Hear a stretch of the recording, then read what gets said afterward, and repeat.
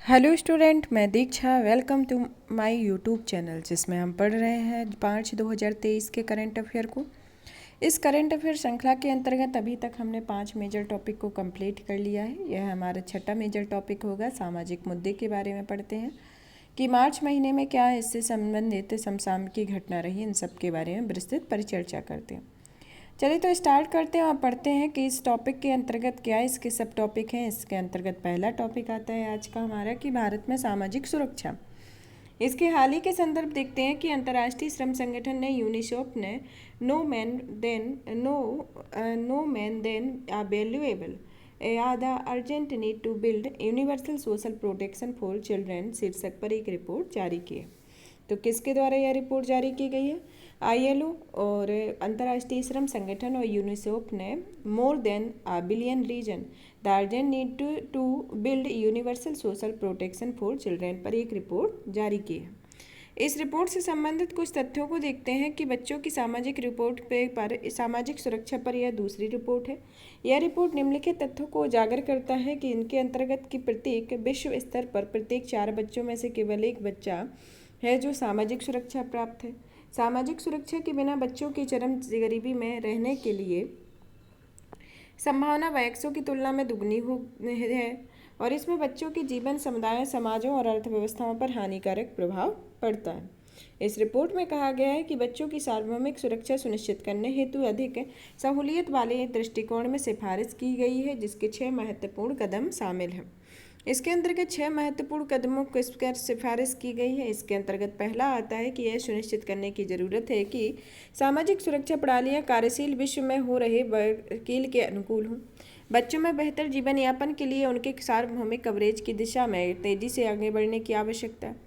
तीसरा कदम है कि यह बच्चों के जीवन के सार्थक बदलावों को पर्याप्त लाभ पर गारंटी सुनिश्चित करता है। इसके अंतर्गत नेक्स्ट आता है कि जीवन चक्र में दृष्टिकोण के माध्यम से बच्चों और परिवारों को सहयोग देने वाले लाभों की एक विस्तृत श्रृंखला प्रदान की जानी चाहिए। नेक्स्ट आता है कि सामाजिक सुरक्षा प्रणालियों में सतत और न्यायसंगत वित्त पोषण सुनिश्चित किया जाना चाहिए।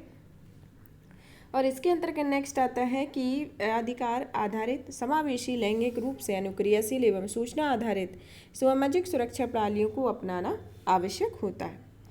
अब आता है सामाजिक सुरक्षा और इसके महत्व के बारे में पढ़ते हैं कि सामाजिक सुरक्षा है क्या।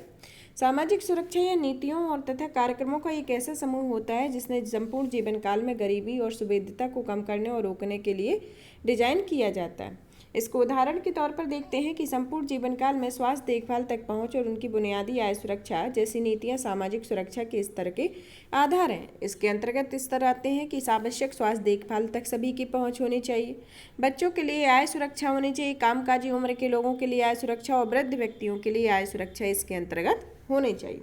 सामाजिक सुरक्षा का गुणक प्रभाव होता है कि यह लोगों के जीवन तथा भविष्य पर तत्काल प्रभाव पड़ता है। ऐसे में खाद्य, पोषण, शिक्षा, स्वास्थ्य देखभाल तक पहुंच बढ़ाने के कारण होता है। ऐसे उदाहरण के तौर पर जैसे बाल श्रम, महिलाओं की परिवार पर निर्भरता जैसे मुद्दे निपटने में मदद करता है। सामाजिक सुरक्षा के चरणों के रूप में देखते हैं कि व्यापक सामाजिक सुरक्षा मातृत्व, बेरोजगारी, कार्यस्थल पर लगी चोट या दुर्घटना से पीड़ित व्यक्तियों के लिए सहायक होती है। साथ ही आपदाओं के दौरान भी सहायक होती है, जैसे प्राकृतिक आपदाएं, आर्थिक संकट और कोविड-19 महामारी जैसी महामारी होती है। भारत में सामाजिक सुरक्षा के अंतर्गत कुछ पहले स्टार्ट की गई हैं और इनकी अंतर्गत देखते हैं। जैसे केंद्र और राज्य सरकारों ने व्यापक सामाजिक सुरक्षा के रक्षात्मक और सामाजिक सहायक या उन्नति संबंधी कुछ सामाजिक कल्याण संबंधी उपाय किए हैं। इसके अंतर्गत पहला आता है सामाजिक संदर्भ में। सामाजिक बीमा के संदर्भ में आता है जैसे सामाजिक सुरक्षा कवरेज के अंतर्गत इसके तहत कर्मचारी राज्य बीमा निगम और कर्मचारी भविष्य निधि संगठन द्वारा औपचारिक श्रमिकों को कवर किया जाता है। असंगठित श्रमिकों के लिए पेंशन योजनाएं जैसे प्रधानमंत्री श्रम योगी मानधन योजना, अटल पेंशन योजना। चिकित्सा बीमा योजनाओं के अंतर्गत जैसे आयुष्मान भारत और प्रधानमंत्री जन आरोग्य योजना। मातृत्व बीमा योजना के अंतर्गत प्रधानमंत्री मातृ वंदना योजना और जननी सुरक्षा योजना। बेरोजगारी बीमा योजना के अंतर्गत राजीव गांधी श्रमिक कल्याण योजना और अटल बीमित व्यक्ति कल्याण योजना आती है। अब आता है सामाजिक सहायता के संदर्भ में खाद्य पोषण जैसे कार्यक्रम जैसे एकीकृत बाल विकास सेवा, प्रधानमंत्री पोषण शक्ति निर्माण, राष्ट्रीय खाद्य सुरक्षा अधिनियम आदि आते हैं। प्रधानमंत्री आवास योजना और प्रधानमंत्री आवास शहरी योजना ग्रामीण और शहरी सभी के लिए आवास सुनिश्चित करने के लिए योजना स्टार्ट की गई। स्वरोजगार कार्यक्रम के अंतर्गत प्रधानमंत्री रोजगार सृजन कार्यक्रम, पीएम स्वनिधि योजना और पीएम मुद्रा योजना आदि को संचालित किया गया है। मजदूरी रोजगार कार्यक्रम के अंतर्गत जैसे महात्मा गांधी ग्रामीण रोजगार गारंटी अधिनियम 2005 या मनरेगा को शुरू किया गया। सामाजिक कल्याण के रूप में आता है कि वृद्धजनों को वित्तीय सहायता प्रदान करने के लिए राष्ट्रीय सामाजिक सहायता कार्यक्रम स्टार्ट किया गया। किसानों को वित्तीय सहायता देने के लिए प्रधानमंत्री किसान सम्मान निधि योजना, पीएम केयर फॉर चिल्ड्रेन योजना के अंतर्गत इसमें कोविड-19 के कारण अपने माता पिता और उनके देखभाल करने और खोने वाले बच्चों की मदद करना है। इसके संदर्भ में कुछ प्रावधान कुछ पहले स्टार्ट की गई हैं। अब आता है कि संयुक्त राष्ट्र बाल कोष होता क्या है, इसकी स्थापना क्या हुई और ये इसके क्या उद्देश्य रहे। इसका मुख्यालय न्यूयॉर्क यूएसए में है। इसकी स्थापना 1946 में द्वितीय विश्व युद्ध के बाद संयुक्त राष्ट्र अंतर्राष्ट्रीय बाल आपातकालीन कोष के रूप में की गई है। इसकी स्थापना युद्ध से प्रभावित यूरोप और चीन में बच्चों की आपातकालीन जरूरतों को पूरा करने के लिए की गई है। इसका उद्देश्य बच्चों के अधिकारों के संरक्षण का समर्थन करना है, बच्चों की बुनियादी जरूरतों को पूरा करने में मदद करना है और बच्चों को उनकी पूरी क्षमता का उपयोग करने में मदद करने के लिए अवसरों का विस्तार करना है, इसके अंतर्गत है। अब आता है कि हाल ही में सामाजिक सुरक्षा के उपायों के लिए लाभ देने के लिए आबादी का प्रतिशत बहुत कम हुआ है। इसमें विश्व सामाजिक सुरक्षा रिपोर्ट 2022 में प्रकाशित की गई। उसके अंतर्गत आता है कि एशिया और प्रशांत क्षेत्र के क्षेत्रीय सहचर रिपोर्ट के अनुसार 24.4% भारतीयों को ही किसी प्रकार से सामाजिक सुरक्षा मिली है। भारत में सामाजिक सुरक्षा के कम कवरेज के कारणों में देखते हैं कि केंद्र और राज्य के द्वारा सामाजिक सुरक्षा उपायों में अपेक्षाकृत कम निवेश किया जाता है, जबकि एक बड़ी आबादी को कवर किया जाना बाकी है। इसमें सामाजिक सुरक्षा के अंतर्गत सकल घरेलू उत्पाद में 60.6% खर्च करता है और वैश्विक उत्सुकता 12.9% आता है। अनौपचारिक रोजगार का उच्च प्रतिशत में इसमें भारत की 90% कार्य वाले अनौपचारिक क्षेत्र पर कार्यरत है। कुछ वर्गों के हाशिए पर होने जैसे महिलाएं अनौपचारिक अर्थव्यवस्था में बहुत अधिक कार्यरत हैं और उन्हें लैंगिक असमानता का सामना भी करना पड़ता है और दूसरी ओर से महिलाओं पर गरीबी का ज़्यादा असमान प्रभाव पड़ता है। अनुसूचित जनजातियां मुख्य धारा से कटी रहती हैं, लेकिन उनकी गतिविधियों के कारण उन्हें अधिक विस्थापन का सामना करना पड़ता है। गवर्नेंस और शासन से संबंधित जुड़े मुद्दे एवं समस्याओं के संदर्भ में देखते हैं कि योजनाओं को एक साथ काम करना और उनमें आपसी समन्वय का अभाव होना। नागरिक पंजीकरण प्रणालियों में कई खामियां हैं कि जिनकी वजह से कुछ गैर जरूरी डेटा छोड़ दिए जाते हैं, जो कुछ लोगों का पंजीकरण ही नहीं हो पाता और भ्रष्टाचार जैसी प्रशासनिक समस्याओं के कारण लीकेज आदि होता है। आगे की राय में देखते हैं कि रिपोर्ट के द्वारा कुछ सुझाव दिए गए हैं और कुछ क्षेत्रों पर ध्यान केंद्रित करने के लिए कहा गया है कि जिसके अंतर्गत आता है कि राष्ट्रीय और राज्य सामाजिक सुरक्षा कार्यक्रमों के विस्तारित कवरेज के लिए सामाजिक सुरक्षा प्रणाली का सार्वजनिक व्यय को बढ़ाना चाहिए। पीएम किसान जैसी अंशदान आधारित और मनरेगा जैसी गैर अंशदान आधारित लाभ योजनाओं का एक मिश्रण अपनाना चाहिए। बेहतर समन्वय के लिए सामाजिक सुरक्षा कार्यक्रमों को समन्वित करना चाहिए। उभरती प्रौद्योगिकियों का उपयोग करके सामाजिक सुरक्षा को बेहतर दक्षता और प्रभावकारिता के लिए वर्तमान कवरेज अंतराल को भरना चाहिए। जैसे उदाहरण के तौर पर सामाजिक और वैश्वीकरण की त्रुटियों को दूर करने के लिए आधार डेटाबेस का उपयोग करना, सामाजिक सुरक्षा प्रणाली और इसके महत्व के बारे में जन जागरूकता बढ़ाना चाहिए ताकि इसकी आवश्यकता के बारे में व्यक्तिगत धारणा में बदलाव लाया जा सके। अब आता है स्वास्थ्य के अधिकार के संदर्भ में क्या हाल में घटनाक्रम रहा है। हाल ही में राजस्थान के देश का पहला ऐसा राज्य बन गया है जिसने स्वास्थ्य के अधिकार के अधिनियम को लागू किया है। इसके संदर्भ में यह चर्चा में रहा। भारत में स्वास्थ्य का अधिकार एक अधिकार के रूप में स्वास्थ्य के बारे में देखते हैं कि स्वास्थ्य के अधिकार का दायरा राष्ट्रीय स्वास्थ्य के अधिकार का दायरा केवल नागरिकों को समय पर उचित गुणवत्ता युक्त स्वास्थ्य देखभाल उपलब्ध कराने तक सीमित नहीं है, बल्कि यह स्वास्थ्य में अंतर्निहित निर्धारकों पर भी केंद्रित है, जैसे कि सुरक्षित और पीने योग्य जल तथा पर्याप्त स्वच्छता की पहुंच होना, स्वस्थ व्यवसाय को पर्यावरणीय स्थितियां, यौन तथा प्रजनन स्वास्थ्य से संबंधित शिक्षा और जानकारी तक पहुंच प्रदान करना है। संवैधानिक स्थिति आती है कि भारतीय संविधान में स्वास्थ्य के अधिकार को मौलिक अधिकार के रूप में स्थापित किया गया है, जिसमें सुप्रीम कोर्ट ने स्वास्थ्य के अधिकार के जीवन के अधिकार का भाग माना है। अनुच्छेद 21 के तहत जिसमें सुप्रीम कोर्ट ने कुछ निर्णय दिए हैं, जैसे भोजन के अधिकार में people's Indian for civil liberties बनाम भारत संघवाद में, स्वच्छ पर्यावरण का अधिकार के अंतर्गत MC मेहता बनाम भारत संघवाद 1987 के अंतर्गत और आपातकालीन चिकित्सा सहायताओं का अधिकार परमानंद कटारा बनाम भारत संघवाद 1989 के अंतर्गत कुछ सुप्रीम कोर्ट के द्वारा कुछ निर्णय दिए गए। स्वास्थ्य के अधिकार के इम्पोर्टेंस के बारे में देखते हैं कि यह राज्य के लिए क्या इसका महत्व है और नागरिकों के लिए क्या महत्व है। राज्य के संदर्भ में देखते हैं कि स्वास्थ्य के सामाजिक आर्थिक निर्धारकों जैसे जल, स्वच्छता, पर्यावरण आदि से सुधारों के लिए नीतिगत उपाय करना राज्य का दायित्व होता है, जिसमें राज्य स्वास्थ्य जो है वह राज्य सूची का विषय है। इसी कारण राज्य का दायित्व है कि वह राज्य में स्वास्थ्य के सामाजिक आर्थिक निर्धारकों को नीतिगत उपाय करे। यह स्वास्थ्य के कार्यक्रमों के निर्माण और उनके कार्यान्वयन में सहायता करता है। इससे राज्य द्वारा विश्व स्वास्थ्य संगठन जैसे अंतर्राष्ट्रीय संस्थानों द्वारा विकसित कार्यक्रम भी इसके अंतर्गत शामिल किए जाते हैं। नागरिकों के संदर्भ में देखते हैं तो यह स्वास्थ्य पर आउट ऑफ पॉकेट व्यय को कम करता है। इसके कारण नागरिकों की गरीबी का दंश नहीं झेलना पड़ता। यह कानूनी साधनों को अपनाने, सरकार को जवाबदेह बनाने और विशिष्ट लक्ष्यों को प्राप्त करने के लिए नागरिकों को सशक्त बनाने में मदद करता है। जैसे कि उदाहरण के तौर पर सतत विकास के लक्ष्य 3 में अच्छा स्वास्थ्य और अच्छे कल्याण की बातें की गई हैं। इनमें कुल मिलाकर देखते हैं कि स्वास्थ्य का अधिकार व्यक्तियों, समाज और राष्ट्र के लिए कई अन्य लाभों के साथ साथ बीमारियों को कम करने और मृत्यु दर को कम करने में भी मदद करता है। जिसमें स्वास्थ्य के अधिकार के समग्र लाभ को देखते हैं कि इसमें राजनीतिक और अन्य लाभ में, जिसमें राजनीतिक लाभ के अंतर्गत आता है कि सार्वभौमिक स्वास्थ्य कवरेज का होना, निवारक देखभाल को बढ़ावा देना और लोगों की भागीदारी में वृद्धि होना, यह राजनीतिक स्वास्थ्य के अंतर्गत है। फिर आता है आर्थिक के अंतर्गत आता है कि उच्चतर कार्य उत्पादकता होना, स्वास्थ्य खर्च की में कमी होना और उच्च आर्थिक समृद्धि का होना है। सामाजिक के अंतर्गत आता है कि अधिक समानता और गैर भेदभावपूर्ण होना, जीवन की गुणवत्ता में सुधार होना और उच्चतर जीवन प्रत्याशा का होना। अन्य अधिकार के अंतर्गत आता है कि सतत विकास के प्रोत्साहन, उच्चतर बौद्धिक विकास और गरिमा और स्वायत्तता के संरक्षण के संदर्भ में इसके अधिकार दिए गए हैं। अब आता है स्वास्थ्य के अधिकार के इस्तेमाल की जाने वाली बाधाओं के संदर्भ में देखते हैं कि पहला नंबर आता है कि खराब स्वास्थ्य सुविधाओं के संदर्भ में। क्या स्वास्थ्य पर सरकारी खर्च कम है और इस अंतर्गत वित्त वर्ष में 2023 में सकल घरेलू उत्पाद का 2.1% था, जो कि स्वास्थ्य की सुविधाओं को कमी हो रहा है। जिसमें ग्रामीण स्वास्थ्य सांख्यिकी 2021-22 के अनुसार देखते हैं कि आधे से कम प्राथमिक स्वास्थ्य केंद्रों में 24/7 पर आधार पर कार्य करते हैं।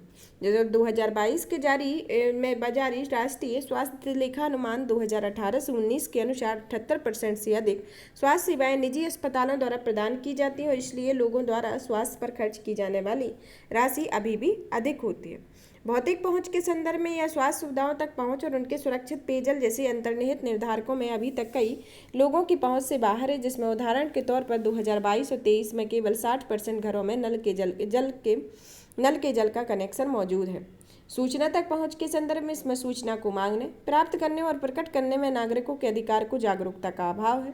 जैसे उदाहरण के तौर पर कई अस्पतालों में प्रधानमंत्री जन आरोग्य योजना के लाभार्थियों से भी रुपए लिए जाते हैं, जबकि इस योजना के तहत कैशलेस उपचार का प्रावधान किया गया।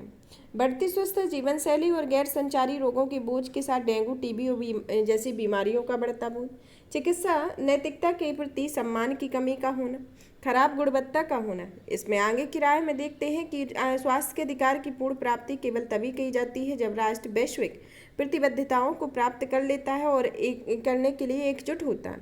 साथ ही राज्य को इस लक्ष्य को प्राप्त करने के लिए स्थानीय स्तर पर निम्नलिखित कार्य करेंगे कि जैसे पहला कार्य करेंगे कि स्वास्थ्य देखभाल को सुनिश्चित करने के लिए उनकी संरचना को मजबूत बनाना, जिससे स्वास्थ्य व्यय को बढ़ाया जाए, राज्यों के स्वास्थ्य व्यय को बढ़ाया जाए।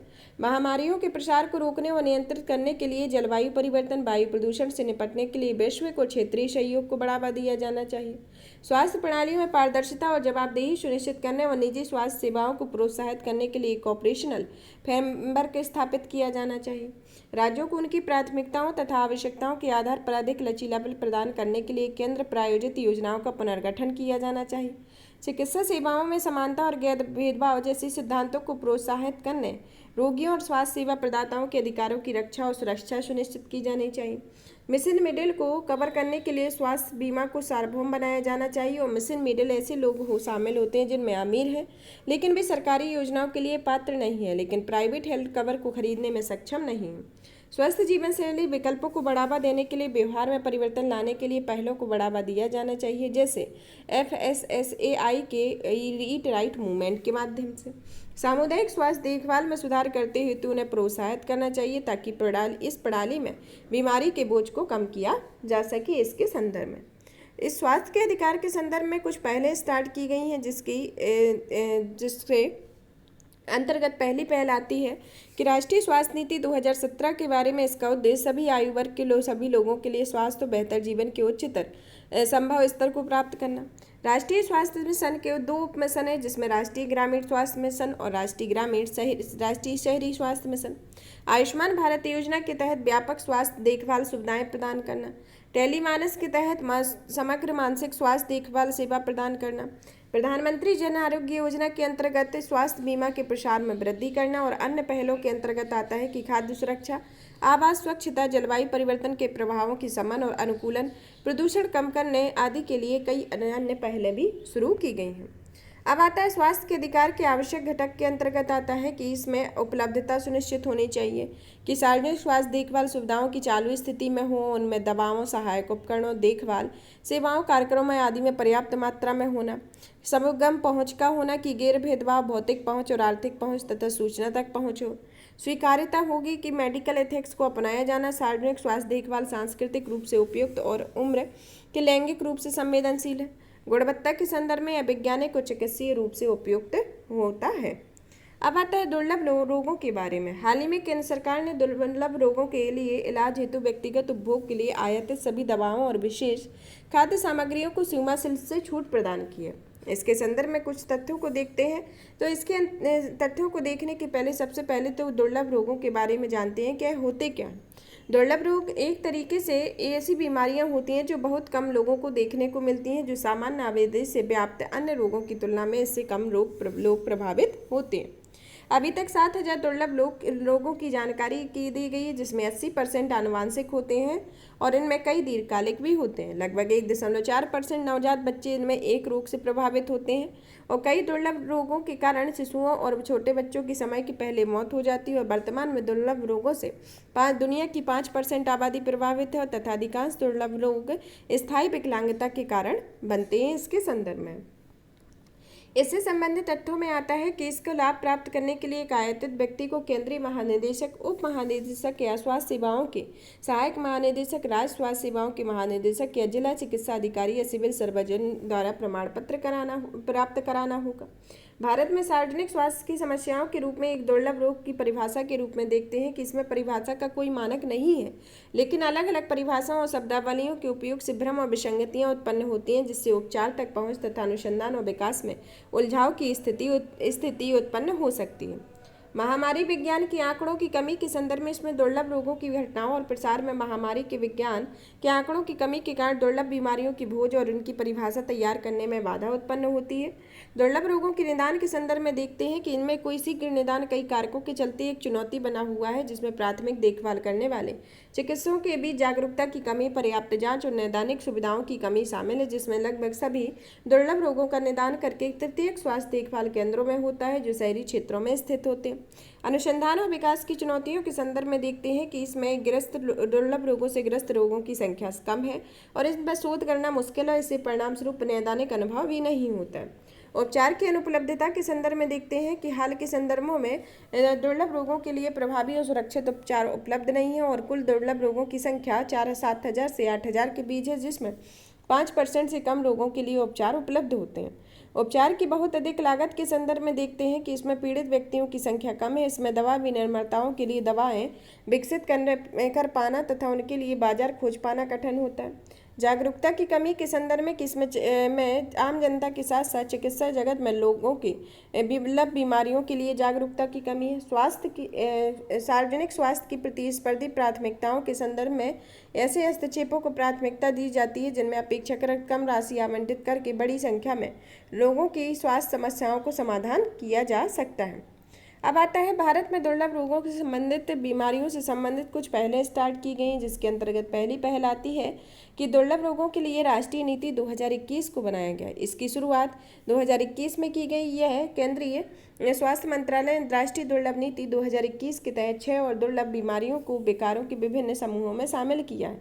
इससे इन रोगों में रोगियों के इलाज के लिए वित्तीय सहायता प्राप्त होती है। इसके अंतर्गत 6 बीमारियां आती हैं, जैसे लॉरेंस सिंड्रोम, विल्सन रोग, जन्मजात अवधिवक्र, हाइपरप्लासिया, नियोनेटल ऑनटेन मल्टीसिस्टम, इन्फेंट्री डिसीज, हाइपोफॉस्फेट रिकेट्स और एटिपिकल हेमेलिटिक यूरेमिक सिंड्रोम आता है।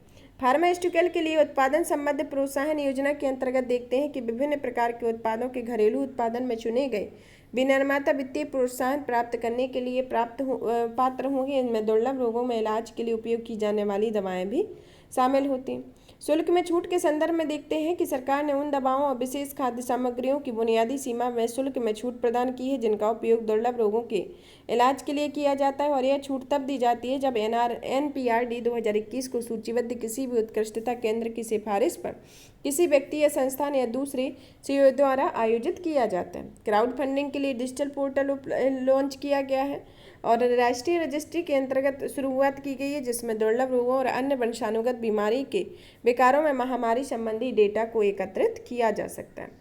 NPRD की 2021 के संदर्भ में कुछ विशेषताओं के बारे में देखते हैं। इसमें दुर्लभ रोगों की पहचान 3 स्तर पर की गई है। इसके अंतर्गत पहला समूह आता है कि इसमें पहले समूह के अंतर्गत वैसे रोग आते हैं जो एक बार में उपचार से ठीक हो जाते हैं। दूसरे समूह के अंतर्गत ऐसे रोग आते हैं जो लंबे समय तक या आजीवन उपचार चलता रहता है और इसमें उपचार की लागत तुलनात्मक रूप से कम हो। तृतीय समूह के अंतर्गत आते हैं कि इसमें बहुत अधिक लागत और आजीवन उपचार वाले रोग इसमें शामिल होते हैं। NPRD 2021 में निम्नलिखित प्रावधान किए गए हैं कि दुर्लभ रोगों के निदान और उपचार के लिए अनुसंधान और विकास को बढ़ावा देना होगा।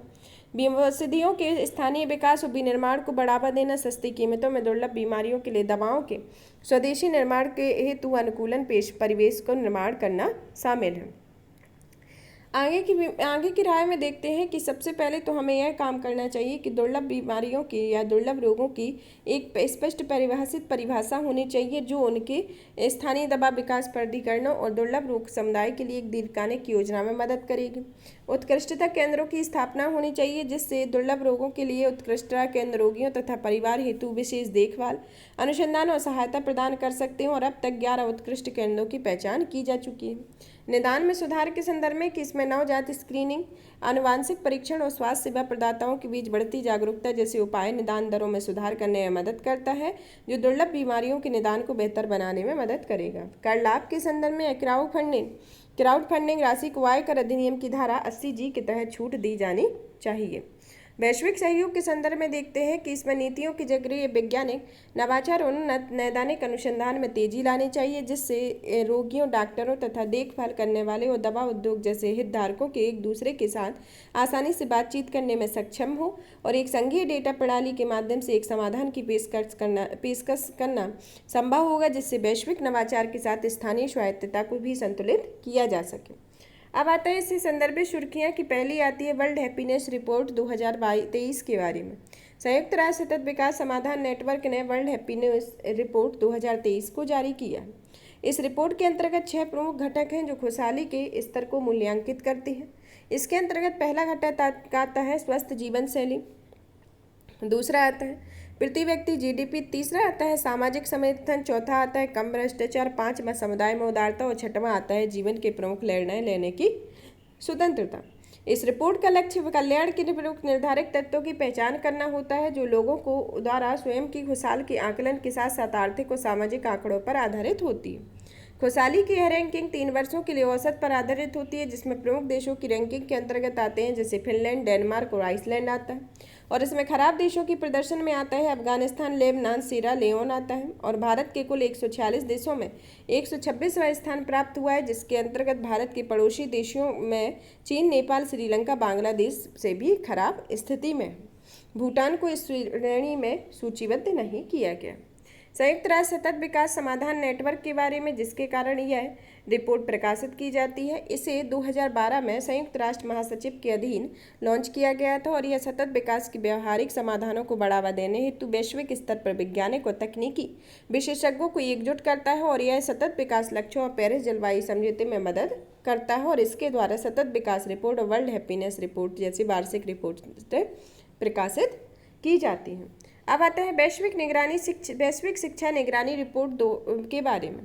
हाल ही में संयुक्त राष्ट्र शैक्षणिक वैज्ञानिक सांस्कृतिक संगठन यूनेस्को ने वैश्विक शिक्षा निगरानी रिपोर्ट जारी की है। इस रिपोर्ट के मुख्य बिंदुओं पर देखते हैं कि इसमें केवल 17% देश लैंगिक रुझान, लैंगिक पहचान और लैंगिक अभिव्यक्ति में मुद्रा को कवर करते हैं जिसमें पाठ्यक्रम में सबसे कम शामिल किए गए क्षेत्र आते हैं जैसे व्यापक लैंगिक शिक्षा शिक्षा सेक्सुअलिटी की संज्ञानात्मक, भावनात्मक, शारीरिक और सामाजिक पहलुओं के बारे में शिक्षण व अधिगम एक पाठ्यक्रम आधारित प्रक्रिया होती है।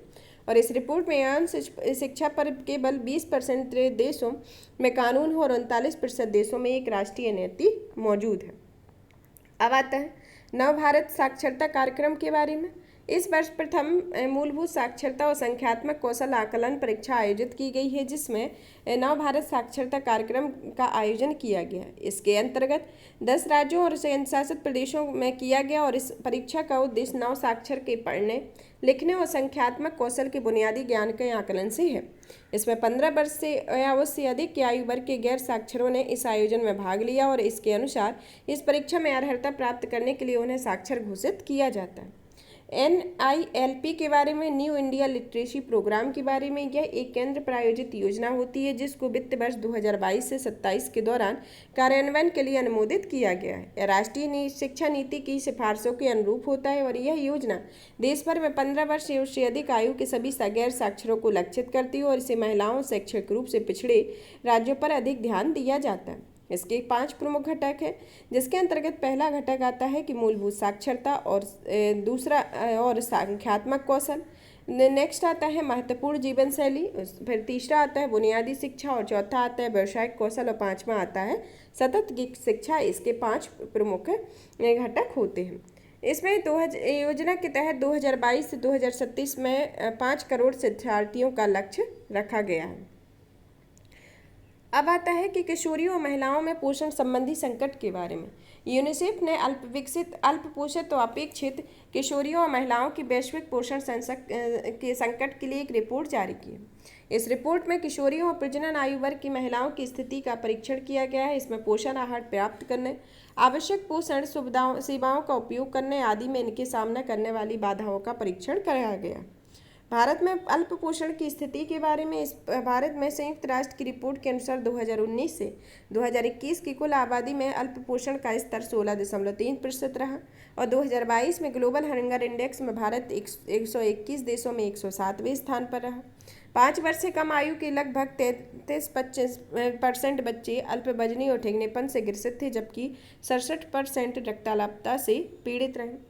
रिपोर्ट के मुख्य बिंदुओं पर जब नजर डालते हैं तो देखते हैं कि विश्व की 1 अरब से अधिक किशोरियां एवं महिलाएं अल्पपोषण, आवश्यक सूक्ष्म पोषक तत्वों की कमी और एनीमिया से ग्रसित है।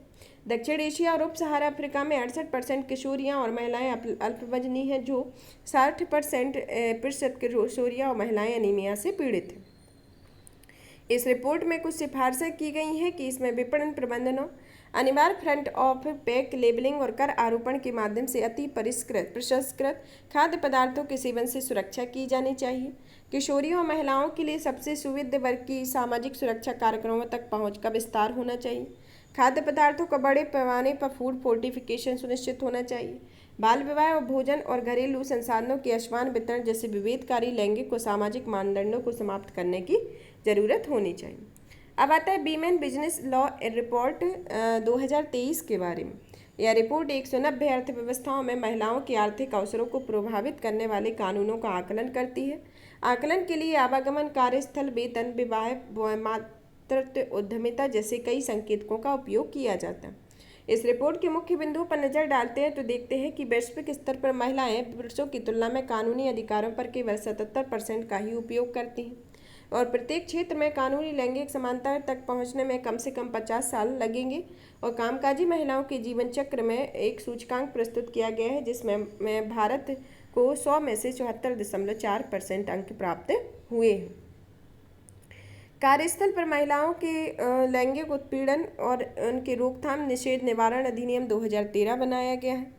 मातृत्व हित लाभ संशोधन अधिनियम 2017 को पारित किया गया है और कर्नाटक, उत्तर प्रदेश सहित कई राज्यों में कारखानों में महिला कर्मियों के लिए नाइट शिफ्ट में कार्य करने की अनुमति दी गई। यह महिलाओं से संबंधित कुछ भारत सरकार के द्वारा उठाए गए प्रमुख कदम रहे हैं।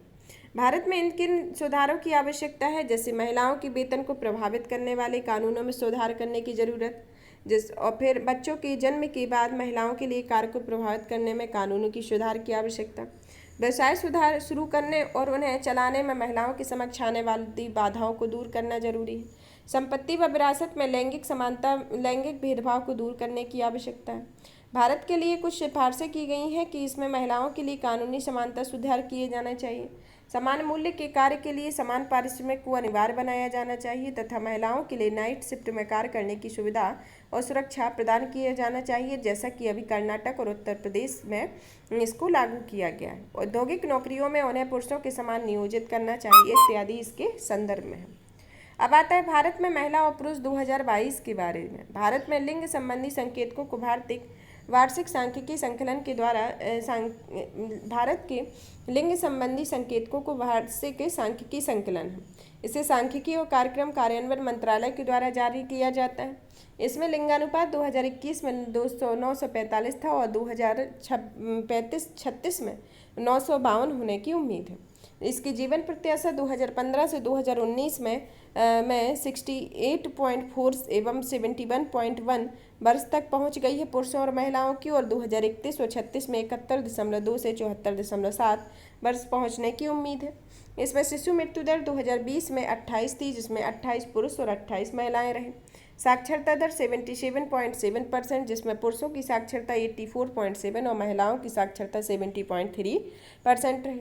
श्रम बल भागीदारी के संदर्भ में इसमें 2021-22 के संदर्भ में 41.3% रहा, जिसमें पुरुषों का 57.3% और महिलाओं का 24.8% रहा। और यह आंकड़ा भारत सरकार के सांख्यिकी और कार्यक्रम कार्यान्वयन मंत्रालय के द्वारा वार्षिक सांख्यिकी संकलन लिंग आधारित वार्षिक सांख्यिकी संकलन को प्रकाशित किया गया है। वीमेन आइकन लीडिंग स्वच्छता अवार्ड 2023 के बारे में। आवासन और शहरी कार्य मंत्रालय ने वीमेन आइकन लिंगिक लीडिंग स्वच्छता अवार्ड का पहले संस्करण की घोषणा की। इस संस्करण का उद्देश्य महिलाओं के नेतृत्व वाले संगठनों तथा महिलाओं द्वारा निजी तौर पर शहरी स्वच्छता और अपशिष्ट प्रबंधन में की गई प्रेरक एवं अनुकरणीय पहलों को मान्यता देना है। अब आता है स्वच्छोत्सव 2023 के बारे में। इसे केंद्रीय आवास और शहरी कार्य मंत्रालय ने स्वच्छोत्सव 2023 का शुभारंभ किया है। अंतर्राष्ट्रीय शून्य अपशिष्ट दिवस 2023 के अवसर पर आरंभ किया गया है। इसका उद्देश्य कचरा मुक्त शहर को लक्ष्य को साकार करना है और इसके लिए महिलाओं की भागीदारी और नेतृत्व को बढ़ावा देगा। यह भारत से स्वच्छ भारत मिशन शहरी 2.0 के तहत 2024 तक 1000 शहरों में 3 स्टार कचरा मुक्त शहर बनाने का लक्ष्य रखा गया है। इसके अंतर्गत इसमें एसपीयू स्वच्छ भारत मिशन शहरी के अंतर्गत कुछ उपलब्धियां हैं, जिसमें शहरी भारत के लिए खुले में शौच मुक्त बन गया है। सभी 4715 शहरी स्थानीय निकाय पूरी तरह से ODF बन गए हैं। 3547 ULBs कार्यात्मक और स्वच्छ सामुदायिक स्वास्थ्य शौचालयों से युक्त ODF प्लस बन गए हैं। इसके संदर्भ में ये डेटा है। और भारत में 2014 में 17% अपशिष्ट का प्रसंस्करण होता था और अब यह 4 गुना बढ़कर 75% हो गया। अब पढ़ते हैं शहरी SBM शहरी 2.0 के बारे में। इसे MOHUA केंद्र प्रायोजित योजना के रूप में कार्यान्वित किया जा रहा है, जिसका लक्ष्य सभी शहरों में कचरा मुक्त बनाना है। यह प्रभावी ठोस अपशिष्ट प्रबंधन के लिए ठोस अपशिष्ट का स्रोत पर भी पृथक्करण करने पर बल देता है। इसे यह रीयूज, रिड्यूस और रिसाइकल सिद्धांतों का उपयोग करता है। स्टार रेटिंग की प्रक्रिया के संदर्भ में जो 3 स्टार रेटिंग प्रक्रिया मिला हुआ है, इसमें पहली स्टार रेटिंग की आती है, 3rd स्टार रेटिंग आती है, 5 स्टार और 7 स्टार। इसमें राज्यों द्वारा घोषित और प्रमाणित किया जाता है, तीसरे पक्ष द्वारा आकलन किया जाता है और इसे MOHUA मंत्रालय के द्वारा प्रकाशित किया जाता है या प्रमाणित किया जाता है। केंद्रीय आवासन और शहरी मंत्रालय के द्वारा इसे प्रमाणित किया जाता है कि यह किस स्टार को संबोधित करता है और यह शहर किस स्टार के अंतर्गत आएगा। यहाँ पर यह टॉपिक फिनिश होता है। नेक्स्ट क्लास में हम नेक्स्ट टॉपिक के साथ मिलेंगे। और भी इसी तरीके की वीडियो को देखने के लिए चैनल को लाइक करें, सब्सक्राइब करें, शेयर करें। धन्यवाद।